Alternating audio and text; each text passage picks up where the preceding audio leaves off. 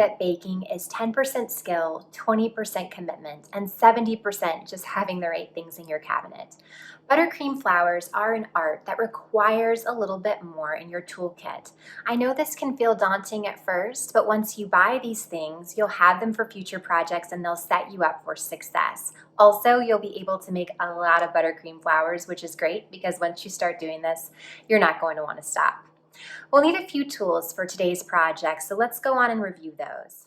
The first is a lily nail. If you haven't seen this before, it's just a domed plastic piece with a plastic stick on the end. I'll put a link below. We'll also need 4 tips. The first is a small open star tip. This is a number 20. We'll need a petal tip. This is a 104. You'll see it's a little wider at the bottom and tapers in at the top. If you'd like to have leaves, we'll need a leaf tip. This is a 352. And lastly, any small open round tip is fine. We'll just be using this to secure the flowers to the cupcakes. We'll probably need 5 or 6 disposable piping bags. If you use reusable, that's fine as well. We'll just be using these for different colors and different projects within the project, so having a few is a good idea.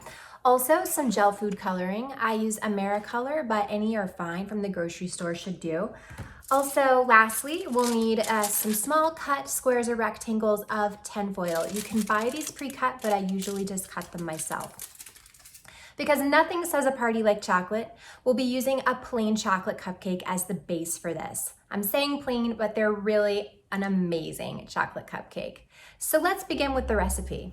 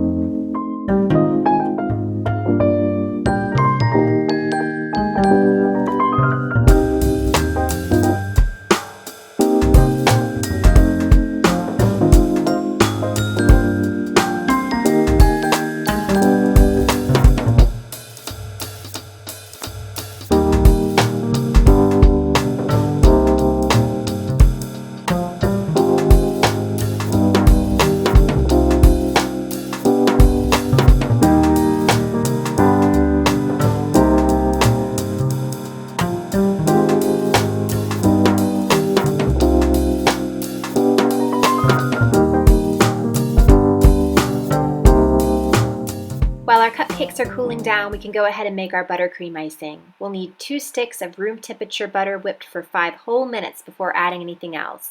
They should be soft, fluffy, and lighter in color. Once we achieve that consistency, you can go ahead and begin to add your confectioner sugar. We'll be adding 3 whole cups, 1 cup at a time. Make sure to turn down your mixer before adding because it can get messy. Once all of the sugar is incorporated, feel free to turn it up to high speed and just let your butter whip for a while until it's very soft.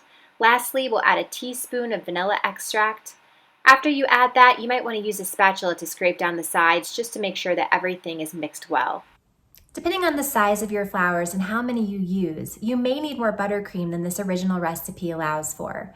If that's the case, just double the recipe and feel free to make the second recipe in different colors just for a little variety. Speaking of variety, is there a flower you'd like to see on a cupcake? If so, comment below. This is where you can really let your creative juices flow. I made 2 batches of these cupcakes. The first I wanted to feel on theme for Valentine's Day, so I created 3 different colors of pink icing by separating my buttercream into bowls and putting a couple of drops of food coloring in each, mixing until it was completely incorporated. I also reserved some white buttercream for details.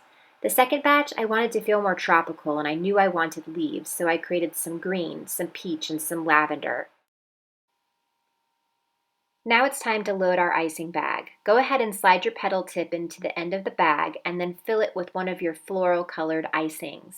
A couple of things to point out. First, this icing does best when it's cool and our hands are warm. So I find that after a couple of flowers, sometimes I need to pop this back in the fridge for a second. Another thing is the petal tip likes to collect icing, so feel free to wipe it off regularly while you're piping your flowers. Take a slice of tin foil and cover over your lily nail, pressing down around all sides and making sure it's flat on top.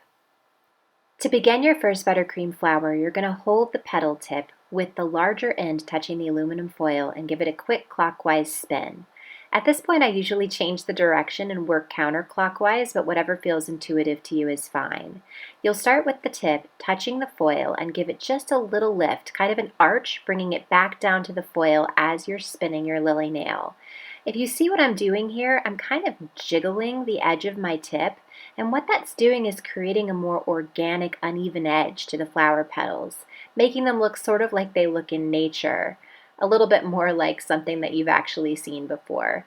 As I'm turning, I'm also widening my angle, making the petals a little bit more flat. That's just going to open the flower up. We're going to be making two kinds of roses for these cupcakes today. This one is more of a garden or a Juliet rose. The other one will be a spray rose, kind of a smaller, more enclosed bud. So it's really up to you when you stop. I mean, obviously when you get to the edge, you don't have much of a choice. But for me, I like to just kind of make it as wide and flat as I can around the edges, and then I know that I'm finished when I end up with something that looks like this.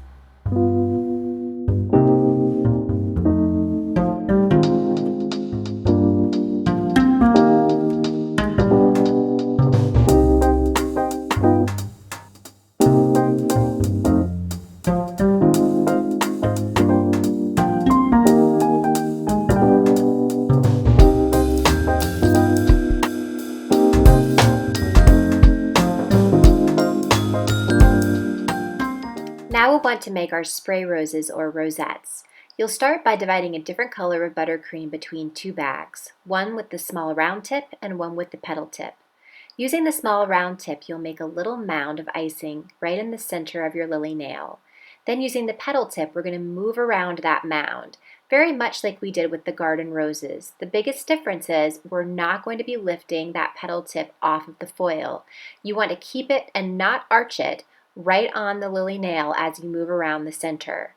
Also, you won't be ruffling the edges of the petals because we want this to be a closed rosette, tight to the center.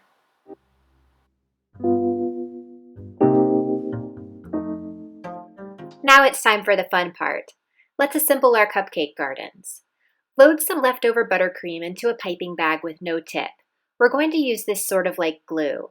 I would encourage you to go your own way here because there really isn't a right or wrong method, but if you want to know how I usually do it, I like to start with the largest buttercream flower first.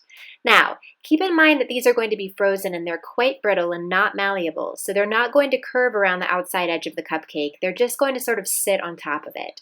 Next, I'm going to take one of the spray roses and nestle it up against the side of the garden rose. I've always appreciated the aesthetic of things in threes, so I like to put 3 flowers on each cupcake. Again, totally up to you here. I'm going to take a smaller bud on this one and put it right next to the one I just did, making sure they're up against one another and touching. Once you have all 3 positioned, you're going to need something to hold them on the cupcake, which is why I either use a plain white buttercream with a star tip or some green buttercream with a leaf tip. If you haven't used a leaf tip before, it's a little counterintuitive because you have to hold it vertically to achieve a flat horizontal leaf. In this case, I'm just going to take a look at the cupcake and see where it needs some filler. Also, I'm always aware of where the pieces are not looking super sturdy and I fill in there as well.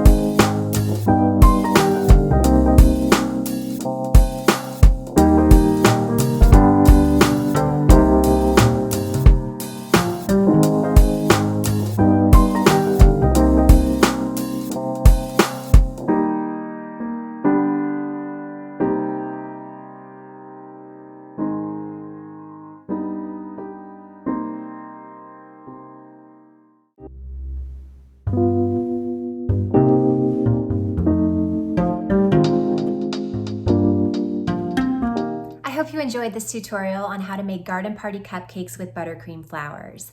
Again, practice is essential when you're learning any new skill, so if these didn't turn out exactly perfect today, just give yourself some time and keep at it. They'll continue to get better. If you're enjoying the content you're seeing here, please hit subscribe or like below to support the future of this channel. And thanks for watching Queen Nana's Bakery.